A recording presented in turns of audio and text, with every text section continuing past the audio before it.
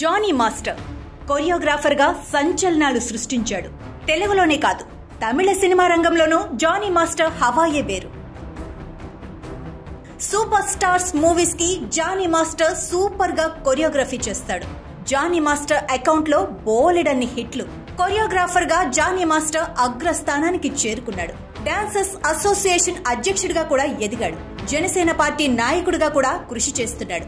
అలాంటి Johnny master image ఒక్కసారిగా పాతాళానికి పడిపోయింది. లైంగిక వేధింపులు, అత్యాచారం ఆరోపణల్లో చిక్కుకొని జానీ మాస్టర్ వ్యక్తిగత ఇమేజ్ డ్యామేజ్ అయిపోయింది. కొరియోగ్రాఫర్ కెరీర్ కూడా క్లోజ్ అయిపోయినట్టే. నేరం చేసిన ప్రతి ఒక్కరూ నేను నేరం చేయలేదని అంటారు. జానీ మాస్టర్ కూడా అదే మాట అంటున్నారు. కేసు నమోదైందని తెలిసాక లొంగిపోకుండా తప్పించుకుని తిరిగాడు. చివరికి గోవాలో దొరికాడు. ఈ అత్యాచారం వ్యవహారంలో జానీ భార్య సహకారం ఉందన్న ఆరోపణలు వచ్చాయి. ప్రభుత్వం, పోలీసులు ఈ కేసును చాలా సీరియస్ గా తీసుకున్నారు.